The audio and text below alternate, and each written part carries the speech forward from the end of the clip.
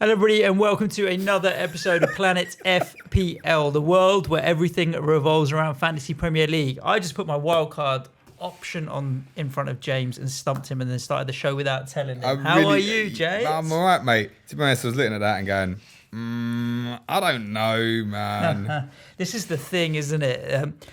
It is a mental season.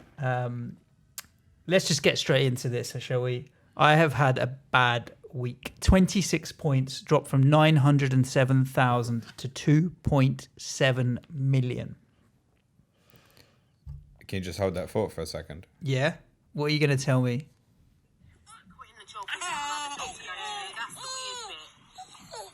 I don't know what that was, to be honest with you. It's my son laughing at your score. Oh, okay. That's bad, man. What, 26 points? Well, every season, I was just thinking about it, there's always one game week in a season where you get less than 30 points. If you look back, there will be one where you've done badly. I've had one assist from Robertson and one assist from Kane and nothing else from anybody. What can you do? Sam from FPL family got more on her bench. Yeah, that's the funny thing, right? I'm just looking at it, and overall, there's one mistake. Benching Pookie for Lundstrom, which, yes, that would have taken me up by another 10 points to 36, which would have been a little bit more respectable. But other than that, Spurs score 4 goals. Harry Kane's just got the 1 assist. Similar to how City scored 4 and Sterling picked up nothing the week before. No one saw City doing what they did at Norwich, which was capitulate, and that was a real disappointment. And Liverpool did what Liverpool do, which is concede one stupid goal and then go on to dominate the entire game. Although there was one attacking return. Other than that, nothing from Haller, nothing from Maddison, and nothing from Ceballos. So a disappointing week. And a lot of one-pointers in there as well. Ederson, Zinchenko, Maddison, and Ceballos, all one-pointers. You can't believe, really, that on any game week that you would pick between 6 players between Liverpool and Man City, including a captain selection. Yep. You would get 15 points from the 6. Yeah. Yeah. That's 2.2 average. What's your rank now? 2.7 million. Woo! I'm not... the rank and all it's of that... immaterial. It doesn't bother me too much right now because I can come back. I was looking at it. I had, in the 4 game weeks, because obviously game week 1, you don't have an arrow. In the 4 game weeks, I've had 3 red and 1 green. You've had 4 red since the game but I had a very started, good game week 1. Exactly. Yeah. And so this is the most bonkers FPL season so far in so many ways. Don't you know, mate, 1.5 million is the new 10K. Yeah. Don't worry about it. We looked at some other interesting stats about the wider game as well, but just give everyone a rundown of your game week and then we'll look at what is going on. Well, we've basically got nearly the same City and Liverpool because I've got De Bruyne to your Ederson, was still a 1-pointer. Yeah. Other than that, we've got the other same 5. I captain Sterling as well. Assist for Robertson from the Liverpool back 3. Big fat Newpois from Luca Dean. But my other, shall we call it, non-City Liverpool assets did a job for me. Assist from Harry, clean sheet from Tom Heaton last night, goal from Mason Mount, and the 12 points. I did start with Timu Pukki. 52-point average this week is really high. I finished on 47. 52 points as an average is not high when you've got so many live players playing at the moment. There was no major captaincy haul this weekend, but there was still a lot of people who would have captained Aguero, Salah. Salah's the captain in a lot of dead teams, right? Anybody who kind of had like a Mane or Aubameyang in their team has had a pretty good week in comparison to most others, I would say. Like a clean sheets again. Yeah. Look, it is what it is. I've picked a team. If you take me for this week, like 47 points, I said most weeks I don't hit Liverpool clean sheets. Probably be at around 50, and that's fine. The others have pulled it out for me to make it respectable as opposed to yours, which does look and feel bad. We're all going to have that game week. We are all going to have it. It's reactionary to knee-jerk. Like you're looking at the wild card, for example, and thinking, oh, what moves can I make? The template feels like it's constantly moving at the moment. And the reason it feels like it's constantly moving is because everything at the moment feels form related. So this time last week, no one's really talking about Aubameyang. Now a lot of people feel like they want him in their team. Tammy Abraham, we're all kind of looking at it game week 3 and 4 and thinking, well, was it because it was 2 promoted clubs that he was sensational on Saturday? And now everyone's looking at it going, wow, Christ, this guy's got 7 goals in 3 games. It was his... not a joke anymore. His third goal was the one that particularly pushed it over the edge. The way he took that was a striker who is full of confidence. Massive. I ain't seen him score a goal like that before. It was just the swagger of just knocking it past him and bang, was a player in form. And that really was like, okay. I said it a few weeks ago. I want to see a bit of consistency from him. He's fucking slapped me in the face, and he. Well, no, but that's kind of the point. So, like a couple of weeks ago, it's probably over the break. Everyone's looking at it and going, "Oh, can I go like a Pukki, Allaire, and Barnes?" Well, this week you'd go Abraham, and people are looking at Arsenal's fixtures and going, "How do I work Aubameyang in there?" Now you've got Son is up and running, and people go, "How can I work Son in?" You know, people suddenly going to be thinking off the back of KDB's 1-pointer and a 16-pointer for Son. You know, people are going to make that move. It's so knee jerky. Pep's not dropping KDB again, let me tell you that. Well, I'd be so surprised if he does. KDB had the second most crosses in the league at the weekend. And he played for like 30 Half minutes. hour. Yeah, exactly. We're in a few leagues. One of the leagues is a streamers and bloggers league, which is a lot of people that create FPL content and what have you. And I had a cheeky look there. 54 managers, only 2 people inside the top 100k. You were telling me about a Generals League as well. 64 managers. I don't know the total stat, but it's, Generals Elite 64. I think roughly half of them are not in the top million anyway. Top million? And we are talking about renowned, proven, serious, very good FPL the irony, when I always say when my ranks didn't balance, I am trying. Loved our friend Tom Campbell. Yeah. Brilliant tweet I told you about. Yes. He sent at the weekend. Wildcarded, managed to get himself out the top, out of the overall of 2 million. He's now at 3 million.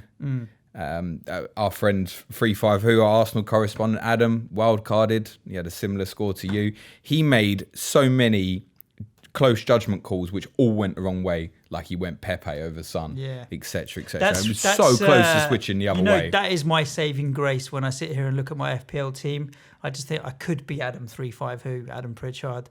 And apologies, Adam, for rubbing on you, but he only picked up 28 points and he played his wild card and his team threw away a 2-goal lead. Sorry, Adam, I'm rubbing salt in wounds. Yeah, we'll get onto them. All these people with what they would consider bad ranks at the moment, 1.5 million is me. It's not a good rank.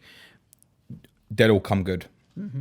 No doubt about it. I think Brett, FPL TV, is about 3.5 million or something. He's a good FPL man. She knows what he's doing, right? It's not going to be an issue. A bad run with captaincy and stuff. These guys will come back towards the top, no doubt about it. And I think it's more just to stress, like, if you're feeling bad about it at the moment, that there's a long way to go. I think one of the ones that's making certain people feel bad is the idea that you've wildcarded and it's wrong. It's probably making a few people think, I was listening to Adam Hotcroft when he was on Who Got the Assist. I think I said this on one of the pods last week. It was a bit regretful that he'd done it. But Adam had a good week.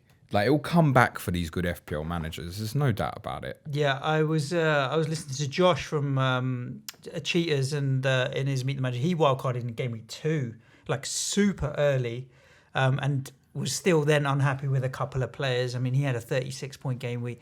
It's out there everywhere, right? Everyone's suffering from it. The challenge I had this week, or post game week, was a bit of decision paralysis. I talked at the end of our Tottenham show, where we've both been in on big at the back, and that's where we have the most money to drop down to release funds to improve some of the midfield and the strikers. And when I look at the midfielders and the strikers that I want to bring in, statistically, like Liverpool have kept. So now there's been 22 clean sheets. There was 23 at this time last season, give or take. I might have even counted it wrong. Yeah. I think it might even be the same. Liverpool conceded, like you said, the same number of goals this in these corresponding fixtures as they did last year, 4 out of 5. Yeah. The goals they've conceded, if Alisson was in goal, Ings' goal wouldn't have gone in. I reckon he would have stood a better chance of saving Willems potentially. Plus the confidence it gives the back four of having him there just raises their game that little bit. But then I've had 4 assists, 3 from Trent, 1 from Robertson and a goal from Van Dijk. No other defenders are giving me that return from 3 from the same club at all. And then I talk myself back into stick with big at the back. And then I look with envious eyes at Son and Aubameyang and Mane and Salah and all these guys that I don't have. And I don't see a reason for going one way or the other. I suppose the advice in that situation is do nothing. Sometimes when you don't know what to do, the best thing is to do nothing. Yeah, I mean, on my team, I picked a team to be consistent. I am not, we should say this, not advising anybody to necessarily stick at big at the back or go at big at the back.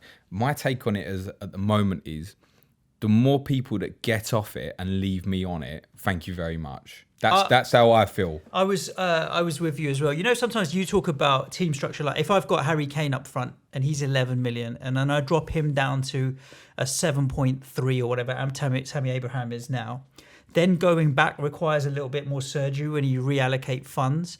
That's what I felt was going to happen if I went from Robertson and Trent to even Aurier or even getting Diop or whoever, to then reverse engineer it back to big at the back if they do start keeping the clean sheets was going to be more surgery than I wanted to make further down the line. Yeah, I'm happy to look at it as a differential because like the Liverpool guys are not performing badly. They aren't. They really aren't, are they? They could have both scored. TAA, I was looking at the stats on Will's Fantasy Football Hub earlier. TAA is expected FPL points at the weekend was higher than any other player by a distance. TAA's player or defender? Sorry, player. Wow, the whole game. TAA's expected FPL points at the weekend was 12.4. Next highest is Sterling 9.7. Do you know who's third? Robertson 9.3. Mm-hmm. This is every player in the game. So my opinion is, yes, Liverpool are walking into a harder run of fixtures, but I feel like it's a matter of time. Am I going to walk into a situation where I've got 3 more games till the next international break and there's half a chance Alisson will be back fit on the other side? Yeah, that's going to make a huge difference. That's what Klopp was indicating at the moment, right? That he's still on track to be back after the next international break. They weren't going to rush him back. But that would be the indication. I'm with you. I think that's the thing. Robertson's got a knock at the moment, but I think it's Robertson has travelled to Napoli. He might not be risked. We'll soon find out soon enough. By the time this goes out, they'll have played the game. So we'll know from there. And the game's not till Sunday anyway, so it's not a major issue. Even if he doesn't play tonight, he'll probably likely to be fit. One injury news that has broken at the time of recording the last couple of hours is that John Stones is out for at least a month.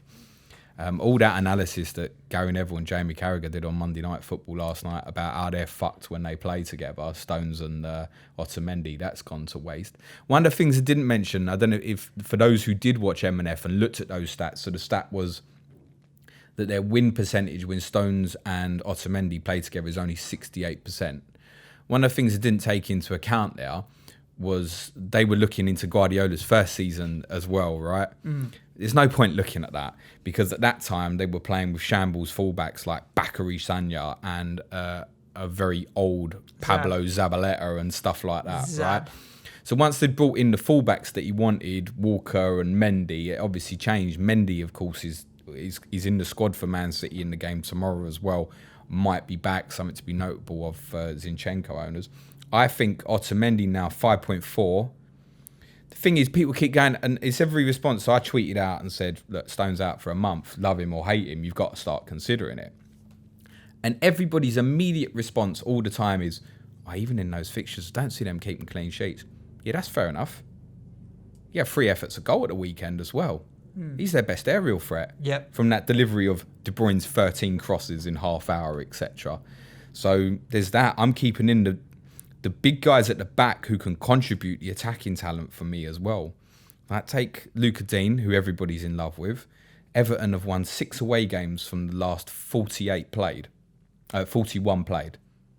6 away wins in 41, 2 seasons and 3 games.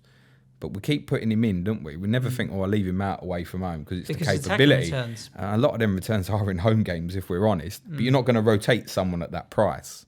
No. But there's no noise about Luca Dean like there is about the Liverpool guys and stuff. No. So I think one of the things that is important to cover is you can go big at the back and still have all the guys you want to an extent. And that means going a back three like Alexander-Arnold, Robertson, Dean, and then having the front three of Abraham, Pukki, Allaire, Barnes, whatever, and then packing the midfield with three big ones, if you like, along with, say, a Cantwell. Yeah. As your first sub or something. It can be done. You have to. I feel you end up having to play someone who's less than 6 million in your starting 11, and a McGinn or something like that can make that happen. Well, the majority of us will be doing that. I mean, Cantwell at 4.9 is putting himself out as a shout to be playing every week. Yes. My concern with that is I don't know if Norwich's scoring run is long term or not, and do I want to be in a position where I'm looking at a side that I know, in spite of the result of the weekend, is going to be in a scrap for relegation? I don't. Do I want to be sitting with Pukki and Cantwell in my team? It's the double up that's the issue. Is Pukki and Cantwell is the issue. If I didn't have Pukki, Cantwell would be a no-brainer for me. But Pukki can't be ignored at the moment for sure. But someone like Cantwell is going to allow you a midfield of like, I don't know, a Mane, De Bruyne, Son, or even bigger, for example. Yeah. So, and the captaincy potential of those guys in midfield generally feels a little bit more than the Kane's or Aubameyangs, doesn't it? You kind of want, with Kane or Aubameyang and Aguero, you feel like you need 2 attacking returns for it to be successful. Whereas with the midfield guys, the 1 goal might be enough if you got the clean sheet with it as well. I always prefer captaining a midfielder over a striker. That's generally. Then you should sell Harry Kane. Harry Kane. We'll talk about Harry Kane when we get to Spurs. All people can tune in to Tottenham and listen to that, eh? Highly recommended. Let's talk about the matches because that's what we do. So let's start in the usual chronological order as we do. Liverpool 3 and Newcastle 1. I actually quite like the fact that Newcastle scored early because that whole question about triple level defence, they put it to bed early enough that it didn't have to fucking worry about it for 90 minutes. When he scored Willems, I just went, oh, wow. Yeah. It was such a shock. That was that. When I tweeted out my team on Friday night, I knew I was locked quite early in the week, and everybody's messaging me and going, and this is part of the point where it flips so quickly. Everybody's messaging me and going, at least 4 points, 4 clean sheets there this weekend, James. I can see you hitting 80 plus. This week where no one expects it, I might hit the 80 this week. Right? Exactly. Yes, in an odd way, the fact that it went so early was like, oh well. Yeah, they have to spend 90 minutes worrying about whether or not they're going to nick one. Whereas I was sitting in the pub before Spurs played Man City in Gameweek 2, watching the scores come in, and obviously Danny Ings scored. And I went from keep the clean sheet, please Liverpool, to thinking, go on Southampton, get another one. The fan in me very quickly came out. Yeah, it is what it is. Newcastle had 1 shot on target. As I said on the people's poll, like, your chubby left wing back cuts inside, does a step over, puts it on his right peg and slams it in the top corner. You can't legislate for it. No. But on the flip side, let's talk about Liverpool. I think they've got the bit between their teeth at the moment, playing really well. Well, I think the massive thing that came out the game, if you take away all the Alexander-Arnold, Robertson stats and the like that, was obviously Firmino's performance once he came on. He changed the game really for them. Massive impact, highest XA in the league at the weekend. His reverse flick for the 3rd goal was gorgeous. You'd watch that all day long. And there's a growing trend in the Premier League at the moment of people, I would say, copycatting Firmino's position because he's the expert. He is the best at that position. Nobody talks about Liverpool as Firmino as a false 9. Like if Messi plays there for Barcelona, it's false 9. Yeah. We never describe Firmino as false 9. No, and that's probably a fair thing to point out. This is exactly what it is. He starts from the highest point and drops into deeper positions as a false 9 would, to allow Salah and Mane to vacate the space that he's left behind. He's also his creativity, it feels to me like, is really improving. He was the only player to play 2 through balls during the weekend as well. Top player. And there are others I feel like you could possibly put Kane into the bracket, the way he comes towards the ball. I think in Lacazette at Arsenal, he's obviously injured at the moment. But there are others beginning to play a similar role who, if you think, say, Spurs, if they were to play with Son and Moura, Arsenal, if they had Aubameyang and Pepe either side of Lacazette, and how people are going to try and copy what the likes of... People will try and copycat Liverpool more than City. City's a very hard style to reciprocate, and because Guardiola will constantly evolve anyway. Whereas Liverpool, it's always setting... You know how they're going to set up. The thing with if teams do want to replicate Liverpool's style, it's imperative that the two either side of your false nine have pace, which you guys have. Son's got pace and bags of it, and so does Moura, to be honest with you. Aubameyang and Pepe are rapid. Accidentally came out. I'm not trying to start a trend of this word, I promise. You do need pace either side of that number 9, and not all clubs have the luxury of that. Very quick, forward-minded wingers. Mane's putting his hand up again, as he did for most of the second half of last season. He's had a price rise this week to 11.6. If I was to wildcard and come off the free Liverpool at the back and go for a Liverpool attacker, I would definitely go to Mane. It's interesting that when they did have to, when they rested Firmino, it was Mane was the one that was pushed into the centre forward role with Origi on the left, rather than Salah being pushed into the centre forward role. He's just continuing his amazing run of form at the moment. You can't see past him. I feel like he's nearly on par with Salah, personally. This in 2019, I really you think can't people, argue with that, right? I really think people should consider. The only thing I would say is, for those who are on Salah, don't force it. No. Unless it becomes blatantly obvious. I think if you keep jumping between the two, it's going to slap you in the face. Massive. Because for this week, it was, say, Mane got the 2. The next week, it will be Salah. And that will keep flipping backwards and forwards. But to go to 1, I would be going to Mane, and I would stick with it. I think... Goals-wise, he matched Salah for Premier League goals last year. I think he's capable of doing so again. I think the 3 assists that he got last year were quite low and an anomaly. I think he's actually arguably possibly a better finisher than Salah. He scores more variations in his goals, I would say. Yep. He's good in the air for quite a little fella. Yeah, Mane. That's the thing for me with the Liverpool back 3. I'd have to be in a position where I feel like I have to have one of these guys to break that apart. That's how I feel. And as I've said numerous times, I don't see many weeks until the other side of when they play Man City in game week 12, where I would be desperate to captain a Salah or a Mane over, say, a Sterling. Interesting result for Brighton with Burnley. Burnley getting the very late equaliser and a hell of a goal as well. While we're talking about amazing goals, obviously Willems was a cracker. Hendricks was a cracker. I think this weekend it was a real showcase for Premier League being one of the best leagues. Tomori's goal was a cracker. There were plenty of really Djenepo's goal for Southampton was very good, and maybe not for kind of razzmatazz, but Son running in through, I thought was a fantastic finish. We have the best league in the world, without a doubt. I don't know about Brighton. For excitement. That'll annoy some people. I don't know about Brighton. People don't think that we have the best league in the world for excitement. Forget about it. Well, a lot of people will still think technically that the Spanish league is better than that. Listen, any league that's got Messi in it is hard to argue against it being the best. Sure. I just had an enjoyable I won't have results. the Serie A one-team Juventus league argument had it made. Same with France as well. Not even put the French league amongst that. No. Let's talk about Brighton. So... Again, didn't get over the line, and I think they would be... If I was a Brighton fan, I would be disappointed with the points haul from the first 5 games of the season, because they could have beaten us. They should have closed out this game. They could be higher up the table, The biggest question for me this weekend is, with Spurs playing at Leicester at 12:30, can I stay sober enough for Brighton at Newcastle at 5:30? They're the only side that I've not seen live yet this season, Brighton, and I'm desperate to. Because they played well again. They should have won. You'll hear on Clash of the Correspondents on Thursday, we had Jack, our Burnley correspondent, Turfy Topper, on.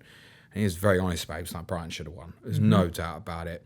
They are a completely different side to last season. They evolved again this weekend. Montoya had tonsillitis, so no major concerns if you're an owner. He'll be back. March went to the right. They played Dan Burn at left wing back. Yeah, completely random formation. I saw FPL Seagull, Sam, our Brighton correspondent, tweeting, "No, where's Montoya?" when the team was announced. He wasn't on alone. Twitter. No, but yeah, like you've almost got kind of four centre halves in Burn, Webster, Duncan, Duffy. Yeah, it was. Well, they're all units as well, but Burn played left wing back and played all right. Obviously, a big blow for them that Trossard's out. We think until the other side of the international break. He'll be one to keep an eye on back on the other side, I think. I'm really looking forward to watching them at Newcastle Saturday night. I wouldn't be surprised if they went up there and won. But they do need to start converting these good performances into results. Yeah, the flip side of that is they beat what looked a very weak Watford in game week 1 and haven't won since. Then again, Spurs are in crisis. Have only won 2 games and we're 3rd in the league. Yeah. So, I mean, that's how tight it is, right? They're very, very... There's 6 teams or something on 8 points at the moment. It's very, very tight. Just a note on Burnley. Jack talks about it a little bit more on the pod we released Thursday, which we've already recorded. Ashley Barnes ended up very deep during the game. It's what a lot of the listeners would call the Harry Kane deep line midfield position. He ended up deeper his average position than a few of the Burnley midfield players. And Jack said that quite often when they're struggling in games, that's what will happen, that he'll drop into more of a 10 role and he'll be the one to go deeper. And that's essentially what happened at the weekend. That said, they've got Norwich at home at the weekends. We obviously previewed a game on that pod on Thursday. We'll expect goals. For sure. Man United 1, Leicester 0. I'm not sure what to make of this game. United scored early, but Leicester had the bulk of the possession and created more chances. But how much United going early played into that, where they kind of defended the lead, and as a result, Leicester did have the chances, was, I don't know, because the score does affect games, right? You were 4-0 up at half-time. It's no surprise that you took your foot off the gas in the second half, and then anyone could say, oh, well, we drew the second half 0-0. It's easy to draw the second half 0-0 when you're already 4-0 down. So I don't know how much that had an impact, but Leicester could have easily got something out of this game, I thought. Maddison had that chance. I'm annoyed because I need some Maddison returns, and I thought he should have put that away. I feel Leicester missed a bit of a trick at the weekend. I kind of understand what Rodgers did by playing Ndidi and Chowdhury, which he keeps doing. And I mean, that midfield three of Ndidi, Chowdhury and Tielemans is strong, right? Defensively solid. And I think they're going to be better defensively than I'd originally anticipated this year, Leicester, because of that. Damari Gray played out of nowhere, as opposed to, say, Harvey Barnes or Ayoze Perez. Didn't have a massive impact on the game. But I felt Leicester really missed a trick because, like, United, we can see their strength. And it's probably no coincidence that their 2 wins have been at home to Chelsea and at home to Leicester. 2 sides where they're happy to sort of sit behind the ball and counter well. But I feel like with Martial missing as well, Leicester had more of an opportunity to go for it here and a little bit earlier. De Gea's made some good saves, particularly the long effort from Chilwell early in the first half. Yeah. But Leicester didn't create enough. This was a narrow win for United and a good win for United because Leicester will get results this year against the Big Six. There's no doubt about it. Anytime you win to 0, keeping a clean sheet is got to be a good result. I think there might be something in that. That's what I'm saying. The fact that the 2 clean sheets have been Chelsea and Leicester is also not coincidental. Obviously, 2 clean sheets are the only 2 games they've won as well. And they're all right. Harry Maguire played well again at the weekend. Yeah, there's nothing inspirational at United, though, is there? I don't know. I think Rashford, I've got half an eye on. If there was a half watch list, I think Rashford would be on it. I mean, his free kick in the second half was a perler. Oh, what a shot. Just hit it so well, and he can do that. When Martial comes back, I don't know, but 8.5 million for a striker at United when they'll have their off days like they have done already this season doesn't give me the confidence that I'd want from a top 6 striker at 8.5 million. There's better value, I think. I'd rather have Vardy than Rashford.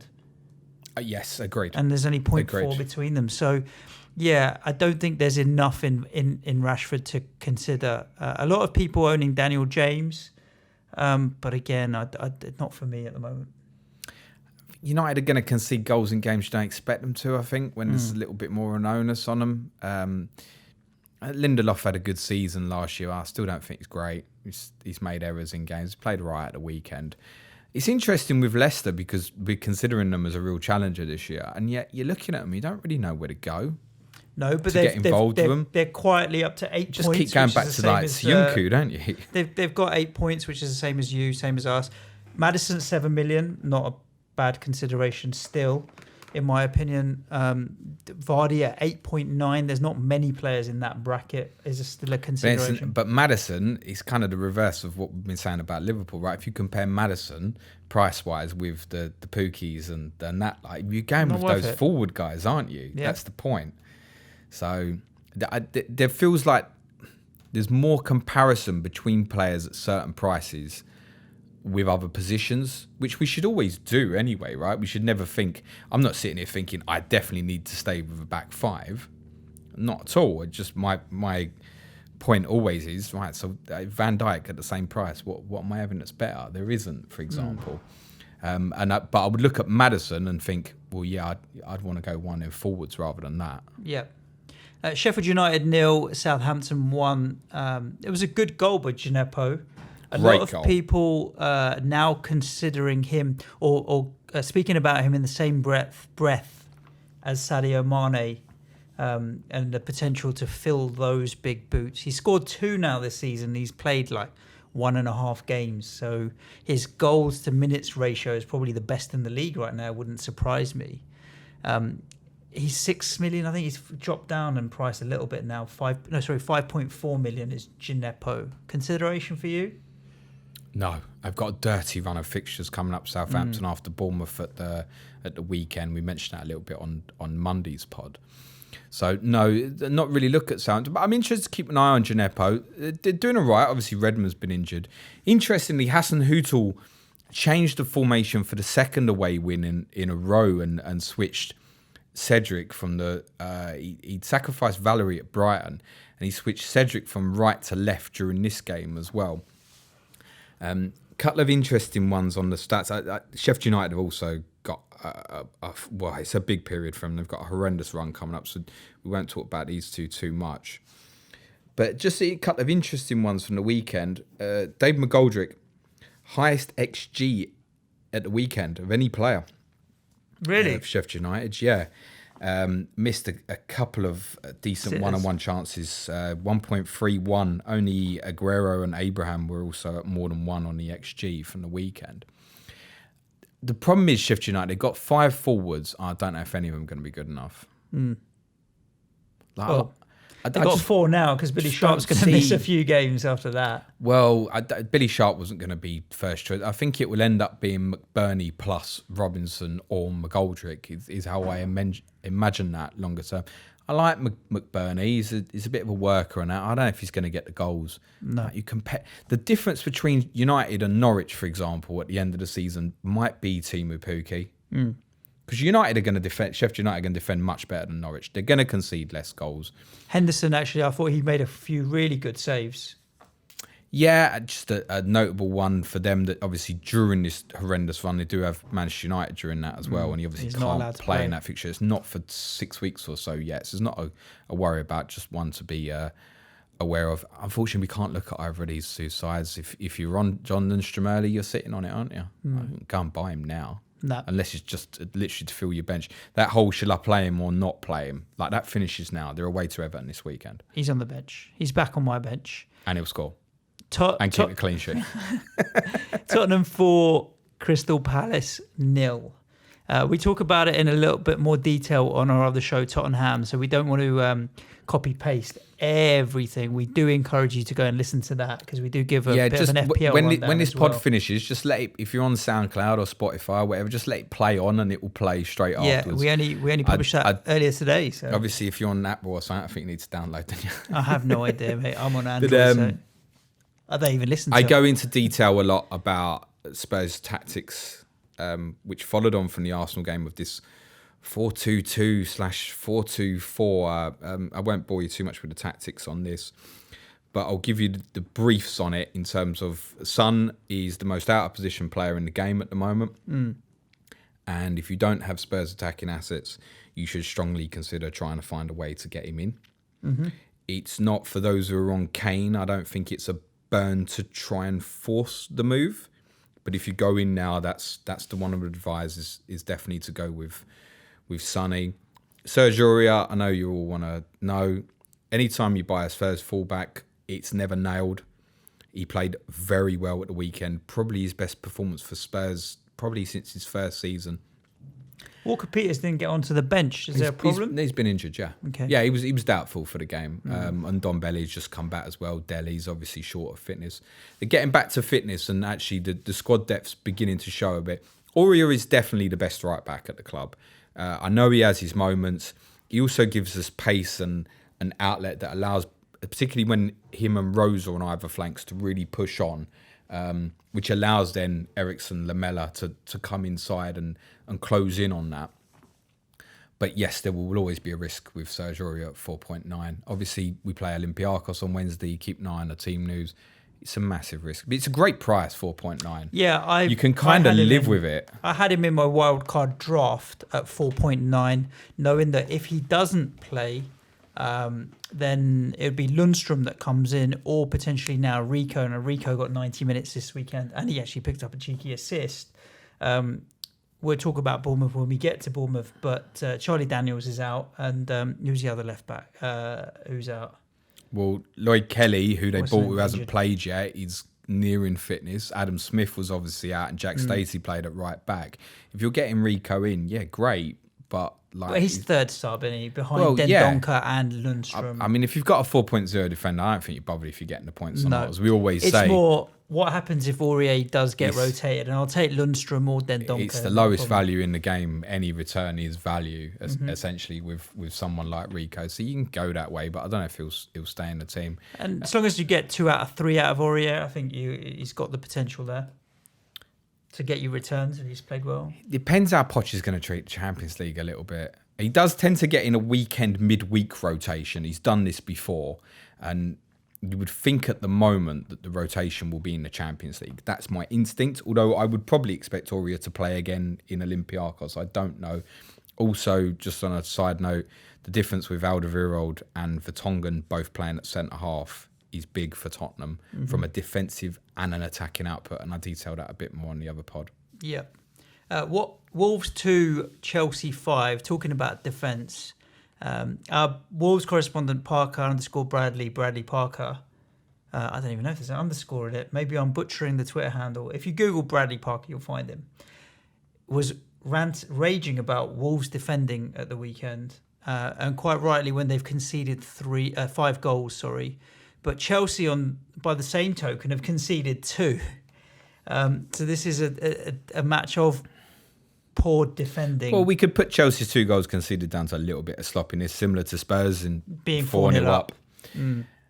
Tomori's goal, he isn't going to score that again, probably. He might do 1 or 2 more like that in his entire career, but you know, it is what it is. There is an emergence of players in that value, though. Obviously it was a back 3, and we don't know if Chelsea will stay with that, but obviously Tomori, Diop, Suyuncu, there is an emergence of players at that value. I can see why people are going that way. Absolutely. I think I was quite impressed with the fact that Lampard changed his tactics. That would have come very unexpected to Wolves. And I think he did it to counteract the front 2 of Jota and Jimenez, who have obviously been quite quiet so far this season. Just as an able extra body back there, basically. I don't know if they'll keep that for the Liverpool game. Rudiger picked up an injury again, so no sooner is he back that he's out again, and that's a blow. And therefore, you can go with these guys, but even with an amazing run of fixtures after the Liverpool game, I don't know if there's any returns in them. But I guess, particularly for Tomori, who now seems to have got favouritism over Zuma, God knows why that poor guy didn't leave Chelsea. That you could stick it in, couldn't you? With that great run of fixtures. I think particularly if tomorrow he plays against Liverpool, you'd feel in a confident position to say, yeah, he's in. The full 90 in the last 2 league games. Yeah. Pre-season, when we were talking about Chelsea, I suppose the hope was that Frank would give the kids a chance because he's just not allowed to buy any players. And if someone's going to do it, he knows the players better than anyone else. He's had some of them on loan at Derby last season. Is he? Isn't he? All 11 goals that Chelsea has scored, you've got 7 from Abraham, 3 from Mount, 1 from Timorea. I think the phrase is it Lampard's lads? Is that what people are saying now about these little It's kids? all the academy guys have scored. Exactly. I'm glad for them. I really am. I think it's a nice vibrant. To see. Well, yeah, it is because we spoke about it a lot in pre-season. We've screamed for years, get these kids in the team. I've got Hudson-Odoi and Loftus-Cheek to come back into that as well. Don't get me wrong, anybody. I'm not jumping from the rooftops about Chelsea winning games, but I do like it when youth comes through at clubs. One of the problems you're going to have with them, though, is so after Liverpool, they've got an amazing run of fixtures, 6 in a row, where on paper you'd look at them and go, yeah, 16 points probably or so. They won't. No, they won't. I can tell you now, they will slip up in some of them games. Prior to getting Mount or Abraham in, I was concerned that there would be a little bit more rotation because in Mount's position, especially, like Pulisic wasn't on the pitch, Barkley wasn't on the pitch. They have Pedro's not on the pitch. They have players to come in, and even with Abraham, it's like, is he going to keep that spot? I think it's fair to say that Mount and Abraham are pretty much first choice now. It was interesting. I picked up on comments from Lampard. Now, this can go one or two ways in his press conference yesterday. Talking very much about the Champions League being 2 stages. It goes without saying there's a group stage and a knockout stage. And a little bit with the way the draws kind of worked again this year with kind of teams like PSG and Real Madrid being paired together, Liverpool and Napoli's, Tottenham and Bayern. And there's a few others where you might win the group and you might still get fucked in the draw. And you might come second and you might come out of it. All right, Barcelona and Dortmund, there's a few of them. So it does feel with the champ. Just get out of it. Yeah. Just get out of the group. What will be on the other side will be. Now, there's 2 ways of looking at that. Is he looking at it and going, I'm going to pay my strongest team in the league, which at the moment is the kids?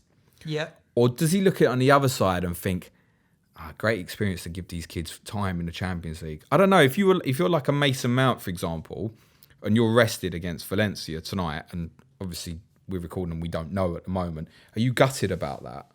For sure. Yeah, I think that's the point, isn't it? For sure. There's no real. They don't play Liverpool for 5 days. It shouldn't really matter tonight, but it might do in further weeks, further down the line. But like Mason Mount and Abraham are both very, very viable FPL assets at the moment. The fact that I can't put you off the either Mount of them. has gone up by 0.5 doesn't make a difference to me. I think even at 6.5, he's still just a solid asset. Both of them were first names. Well, not first names, but they're well up there and early onto my draft for my wild card. I didn't think I'd be coming out of a wild card, and I'm not saying that I'm playing my wild card, with 2 Chelsea and 2 Spurs in Aurier and Son and Mount and Abraham. But it's looking that way. Yeah, suddenly that Southern Softies team, mate. It's getting a bit of momentum. We speak now. about that on Friday. There are options coming up. I did think about that. I didn't make any. I can't remember what I did in the end on that. I'm going to have to maybe be a bit more serious about it. Let's talk about Norwich and City. Both of these guys are in my Northern team. I did make a couple of transfers, but I forgot to move the armband on my Northern team from Timu Pukki. So I did message you thinking, oh dear, I got away with that one, mate. Unbelievable luck. That one. Unbelievable luck. For me, yes, but I think for Norwich, that was no lucky result. They deserved it. They played well. They set up well, and they did some un-Norwich-like things. Like I didn't expect their threat to come from set pieces, but they made the most of it. I don't want to talk too much about the assets from either side. So I think we know where they are at City.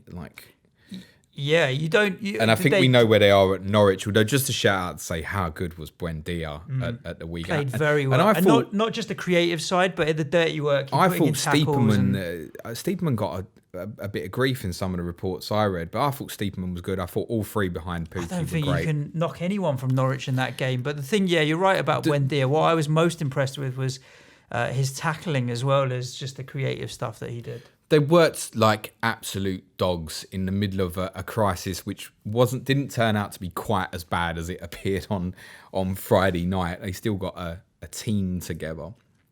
And they did all right. And they had some heroic performances, particularly defensively. Like Mark talks about on Clash of the Correspondents, you'll hear him talk about Simon Byram and how well he played, your former boy at right back. 750,000. I didn't quite agree with what he says, that he thinks Aarons might struggle to get back in on the back of that. I think adrenaline of debut, your concentration's so high against a side like City.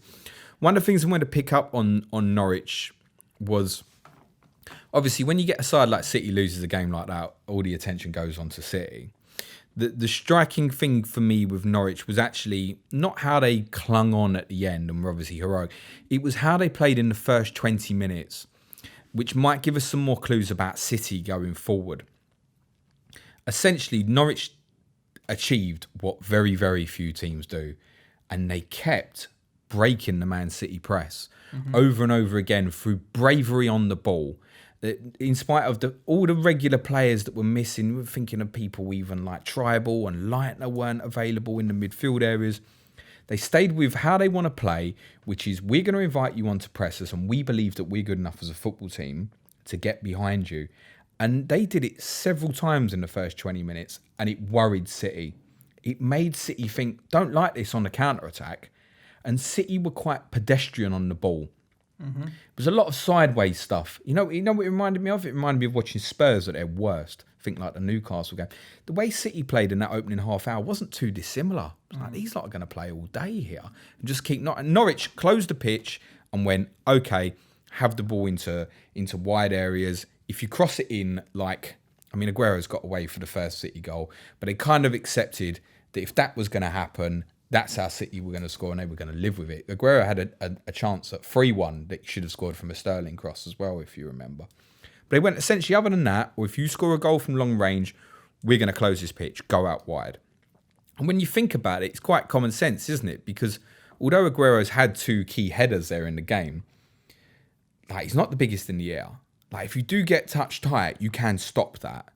Aguero does have games sometimes where the pitch gets narrowed and he becomes very quiet in games. That wasn't particularly one at the weekend. But there's a template being set there that others are going to try and copy. It's interesting that I didn't see it quite the way you see it. And I don't disagree with what you're saying there. But after the first 20 minutes, I felt very differently about the direction the game was going. If you're saying after 20, 25 minutes, you thought, well, up until the goal, let's say, that Norwich were breaking the lines and City were going sideways. I saw it on the first day of the season when they came to our place, albeit they scored first.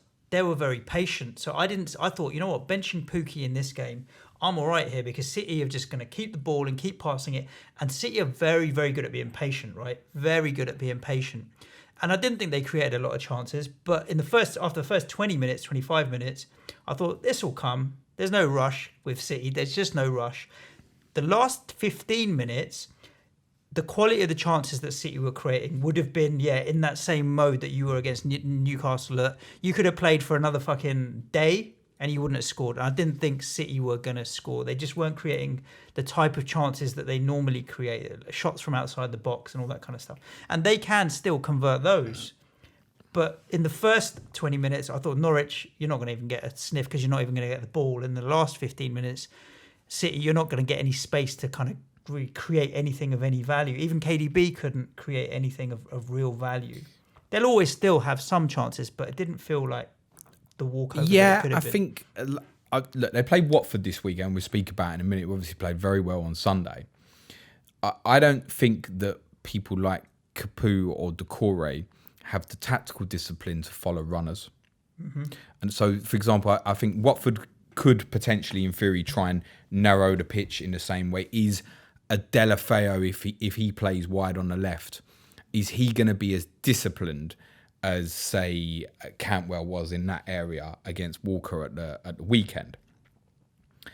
And is he going to be comfortable to sit inside of the play and then essentially get round? He'll have to get round De Bruyne. If he's going to play like that, and we assume De Bruyne will come back in, Delafeu, for that to work for Watford at the weekend, will have to get round De Bruyne at times of the game. Do you see him doing it? No, I don't think Watford have got the players to be disciplined to do that.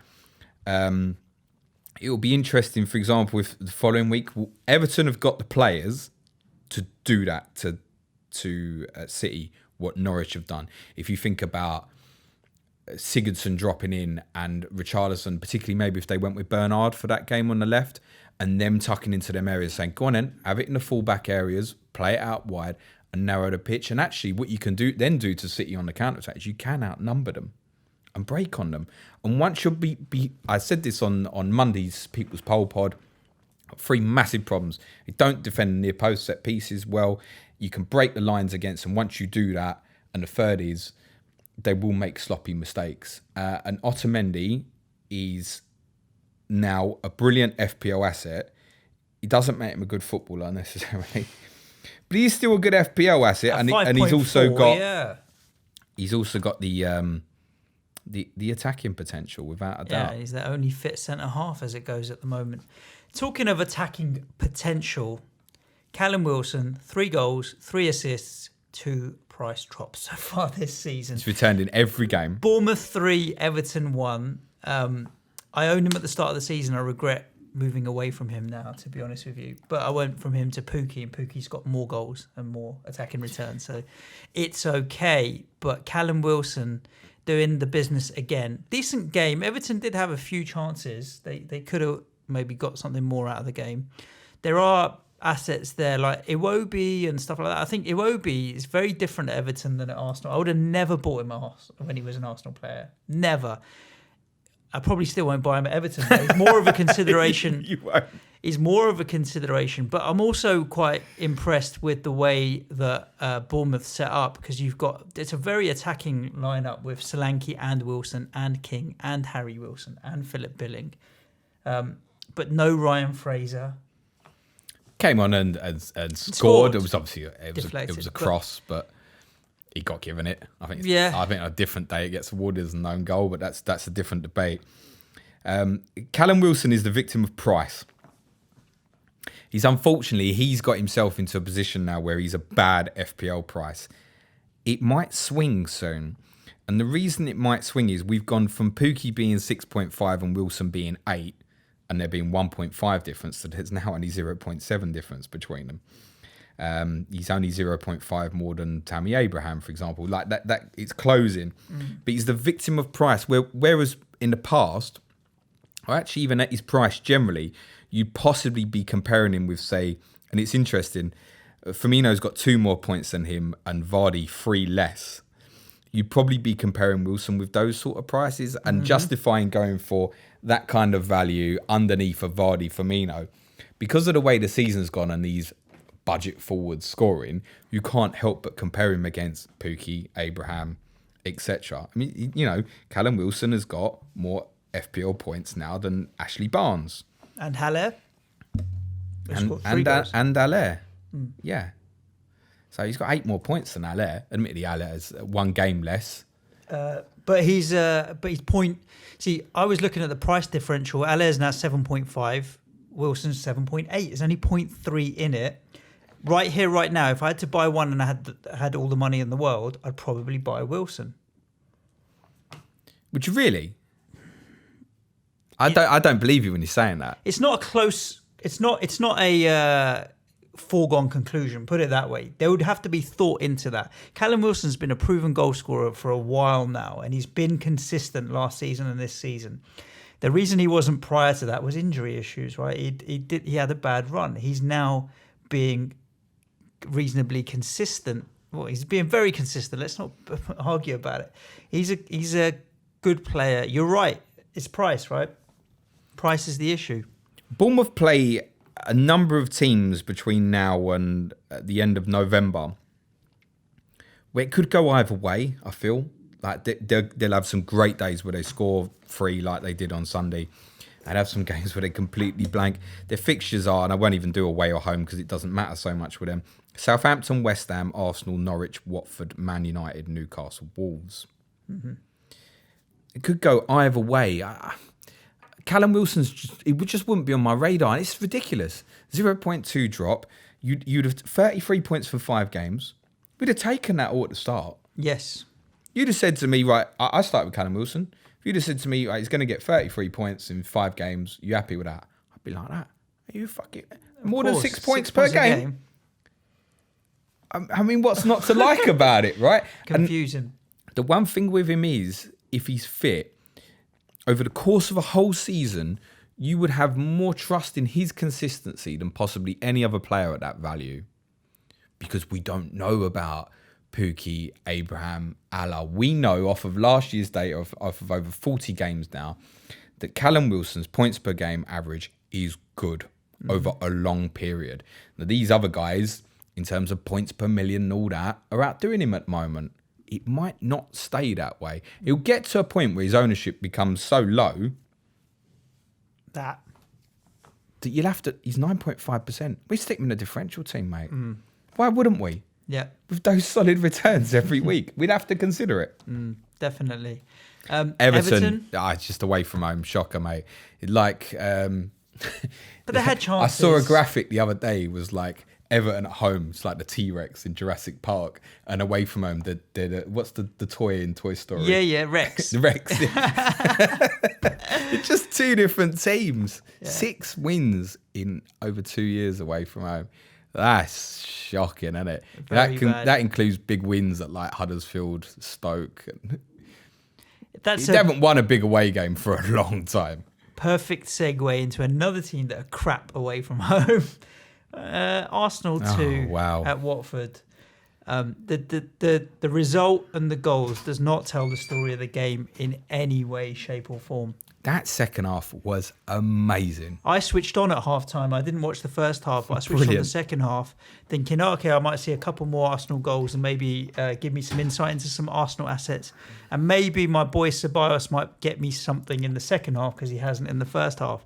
Okay, forget that fucking curly finger at 59 minutes and getting hauled off. He walked off the pitch so slowly, I thought he might make it for the 2-pointer.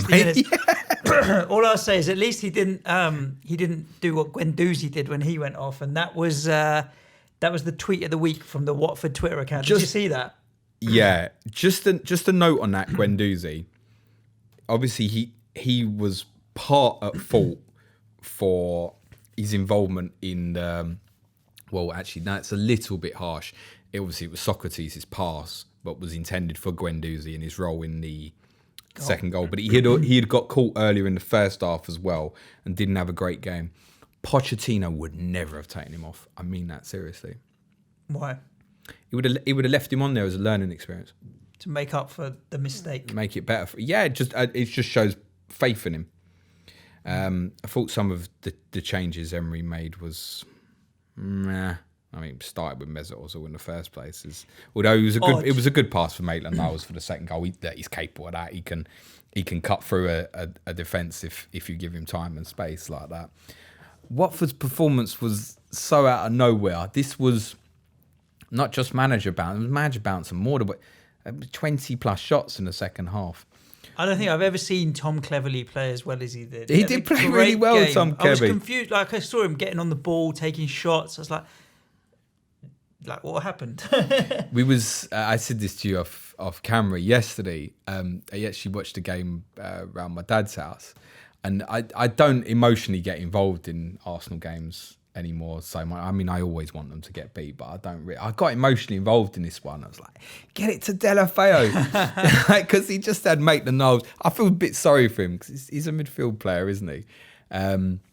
He had him all over the place, and just defensively. I mean, Socrates is average anyway. Like, he had an average season last term. He's an average player. David Luiz, he's always going to be 9 out of 10 or 4 out of 10. He's now produced 2 4 out of 10s in the last 3 game weeks. You might argue with 6 out of 10 against Spurs. We're given the saving grace on that.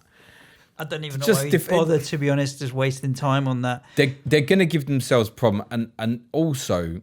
one of the things I would say about Lacazette's injury, it does leave them a little bit light. I feel like with that front three, they were in a position in certain games to test people and go, are we going to play a front three? Or are we going to play a diamond?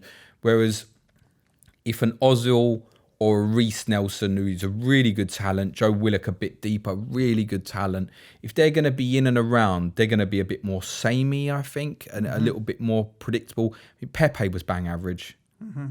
Like, you can tell he's got all the ability, but on that, that's not an FPL asset because that's not going to convert into the excitement that we thought we saw from the Liverpool and Tottenham games. He might have just had a bad day, right? I think you have to put that down to having an off day. Aubameyang got the 2 goals. I feel like he only touched the ball twice. Against the better side defensively, I don't know if he would have scored those 2 either. Oh, the first goal was brilliant. He turned and hit it, but a better keeper would he have got across? Well, on the first goal... Would a better defender have got tighter to him, maybe? I mean, it's talking about what I said about Watford and discipline. Capoue believes there was a foul. I think it was on Femini. It wasn't a foul. He just stands there and lets Kolasinac run through. Like, all you got to do is go with your runner. You can go with a runner and appeal. The goal doesn't happen. And sloppy mistakes like that are going to cost Watford. I just don't think a better side defensively would... There's no doubt in Aubameyang's a finisher, and give him a chance and he'll put the ball in the back of the net. But I just think a better defensive side, he wouldn't have got the chances in the first place necessarily. How many of them fixtures they got coming up where you see better defensive sides? You'd say Villa this weekend at the moment. Quite better possibly. Defensively than Watford. Mings is having a good season so far. He's a real presence. I think we talk about them in a sec, but I think Mings and Engels, that looks like quite a solid partnership. Yeah. That could be a difference maker for Villa longer term. Watford have now had the 3rd most shots in the Premier League this season. Yeah, you did put that out behind. Yeah, I didn't get a chance on Twitter to reply to your tweet, but you said Watford have had. There are only 2 teams. This was your tweet. There are only 2 teams that have taken more shots than Watford this season, which is Liverpool and City. Yeah. And I wanted to reply and say there are only 19 teams that have got more points than Watford this season. Yeah, exactly. So, well, that's the point. Stats. I mean, if you just want to look at your stats, are you going to look at the weekend just gone and seen how many efforts that Deulofeu and Tom Cleverley had and bang them into your FPL team before they go and play Man City? No, you are not. And actually, it wouldn't matter who they was playing this weekend. You would not in any case.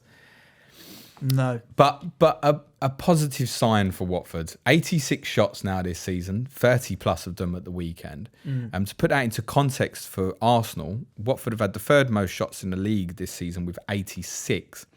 Arsenal have conceded 92 shots.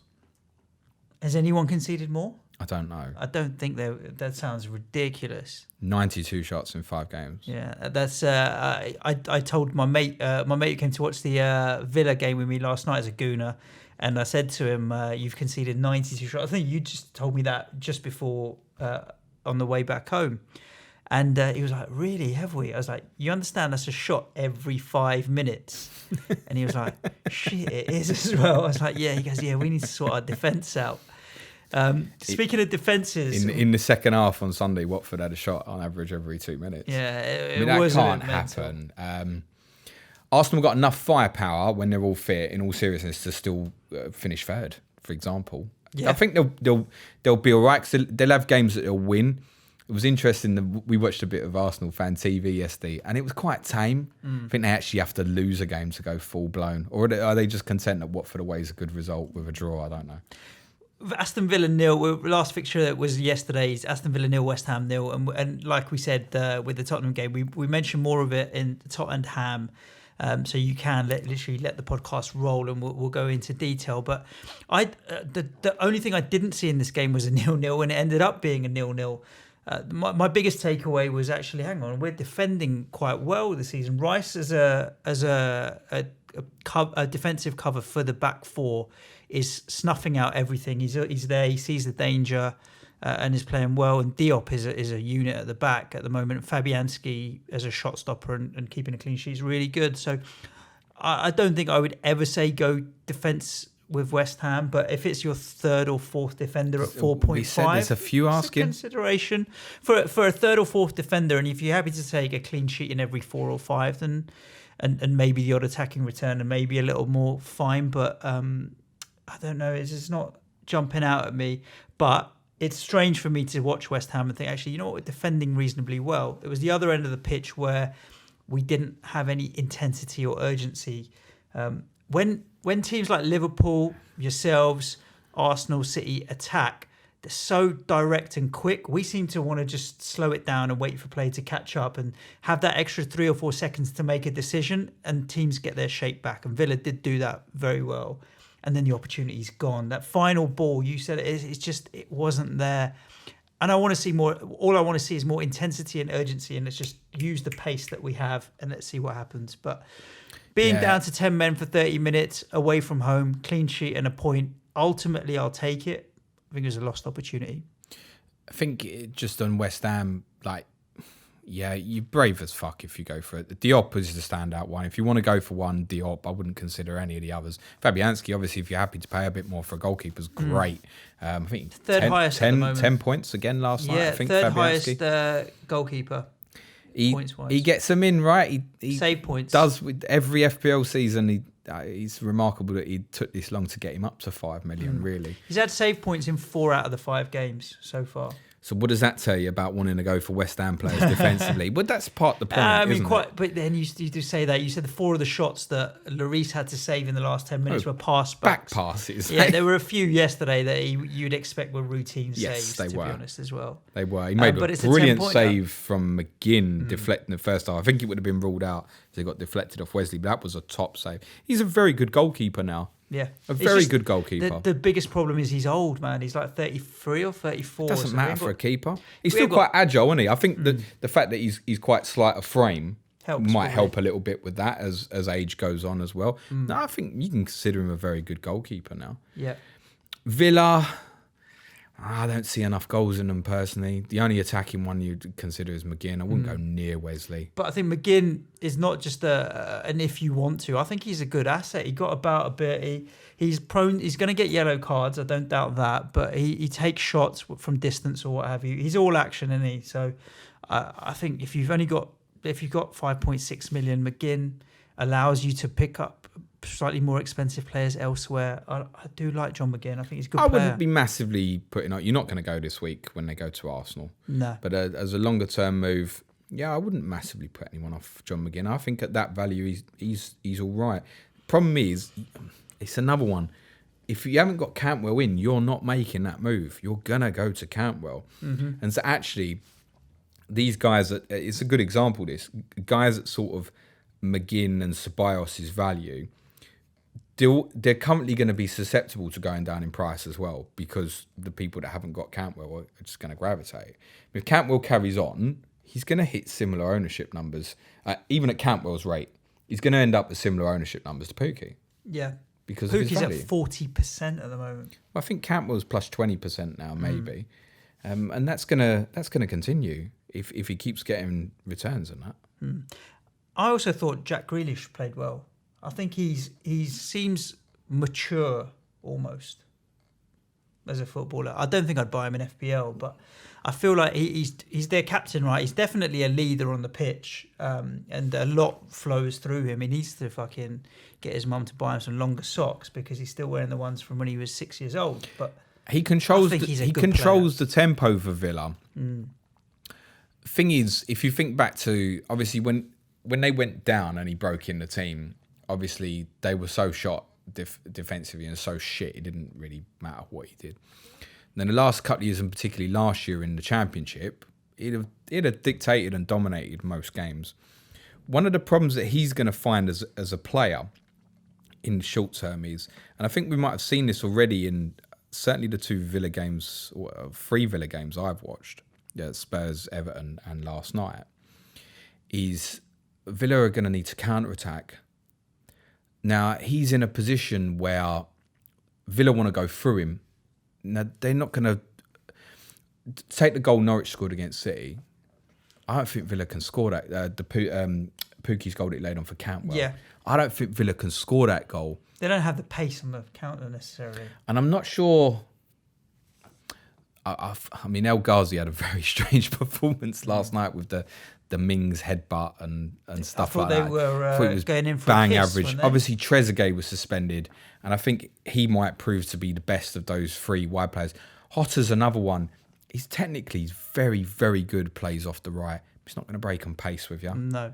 But again, none of these guys are really considerations for FPL. I just think Grealish might end up, like we've seen with Zaha when he went to United and then came back.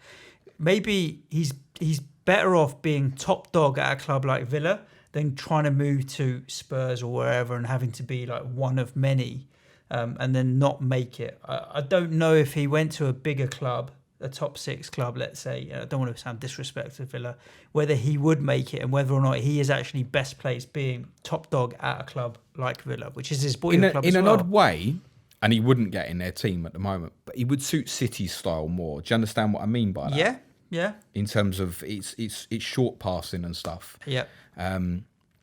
He wouldn't suit that all energy of, say, Liverpool. I think like Spurs, he'd have to play deep. Same at Arsenal, would have to play deep. So you're probably right there. But there's no reason for him to leave anyway. Shock, horror. James says Suj is right. And on that bombshell, as Jeremy Clarkson would say, but we're not on that show. That's a rundown of the games. Enjoyable weekend of football, I have to say. Despite my FPL score, I'm not as disheartened by the FPL score as I thought I would be. Enjoying a bit of fun. It's a game, isn't it? So long to go. Yeah, man. So long to go. Yeah, man. I know, for example, in that Bloggers League we're talking about, we give Sam from FPL Family another shout out. She's top of that league at the moment, I believe. Correct. 300 joint top with Neil, who does she scored 43 points this week. She had 28 points, I think, on her bench. Yeah. Right. Now her overall rank is about 80k or something. I think at the moment, might even be higher. She's 40 points ahead of me. I've ranked at 1.5 million. 40 points is 1.4 million spots. It's just one Liverpool clean sheet. Yeah, it's insane. It's insane. I'm going to be, the fact that she had more points on her bench than I scored this week says everything. A little bit. But don't worry about your rank. I see people, I do think, like Tom Campbell's attitude to it was brilliant, and Adam's the same. Like, you can only laugh at yourself. If honestly, if this gets you down in life, then you need more fun, because the whole point is it's a game and it's a laugh, right? The challenge is on now. For me to get from 2.7 back to the top 100k, which is where I want to be at the end of the season, the challenge is well and truly on. Yeah, like watching particularly the Norwich Man City game, if you were watching that, getting stressed about your Sterling captaincy and stuff, I was captain Sterling. Man, I'm sitting there, I'm praying for Norwich to hold on. Yeah, like, I've got a number. Like I've said it on the show in the past. I've got a number of friends up there in the stadium. The videos that were being shared from inside the ground on WhatsApp of the crowd going mental. You live for those days. I'd love to have been in the crowd that day. I say this not as much as I should, but once I pick my team and the game week starts, I've got no bearing on it.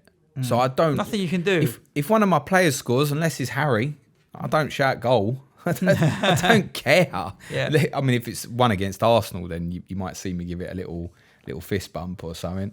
But no. But I understand for a lot of people, like, this game is more important than their teams. Just personally, unfortunately, I can never possibly understand that. I mean, we're putting ourselves out there with content as well, so even worse. So, yeah, troll me on Twitter if you want to. With my 26 points, we'll have a bit of fun. Yeah, as I've said on other occasions as well, when I tweet out my team on Friday night with the 3 Liverpool defenders in it, assuming they are all fit, yes, straight away I'll be muting the conversation on my own tweet. Because I know what's coming. People will wait nearly 2 days just to send me a laughing emoji when Chelsea score. Yeah, for sure. Talking about the defence, I feel like I had to listen to Tom and Nick on who got the assist, and I feel like it's fair to shout out their pod. We did a bit. What are you shouting out? Shit. We did a bit earlier this week, not. and we looked at big at the back, and you looked at the returns that we'd had from various players and what have you. And we always know these boys have got their stats. Yeah. But they got stats on the stats. They got last year's stats, the year before's stats. And if you ever want to listen to reinforce, actually, you know what? This big at the back shit is still valid. They've got real stats in there. I thought it sold me even more, confused me. Is that the one they've just released? Yeah, I think it just went out today or what have you.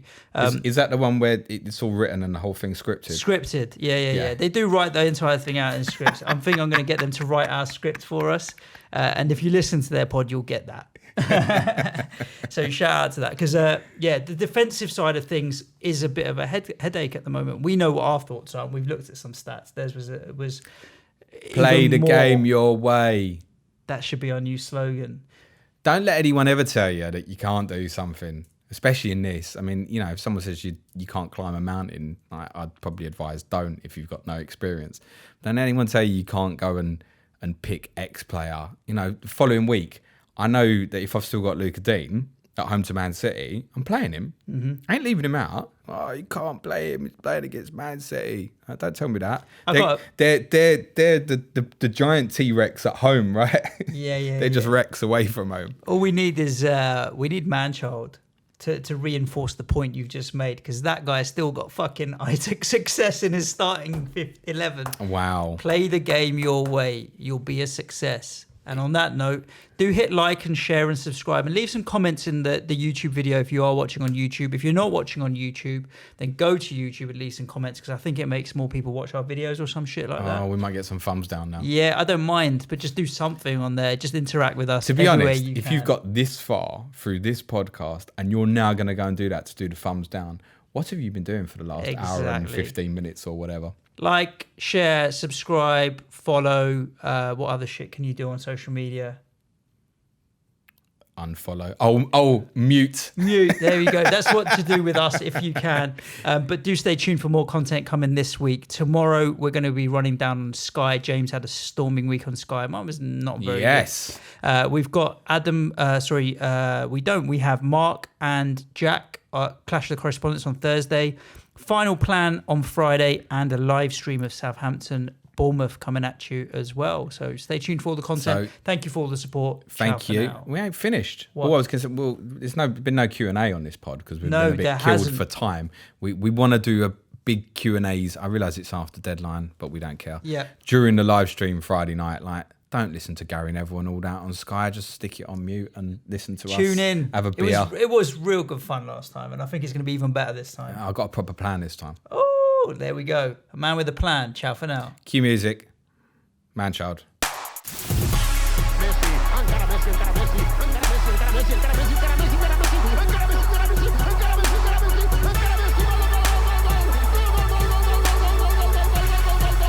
The Fantasy Football Show.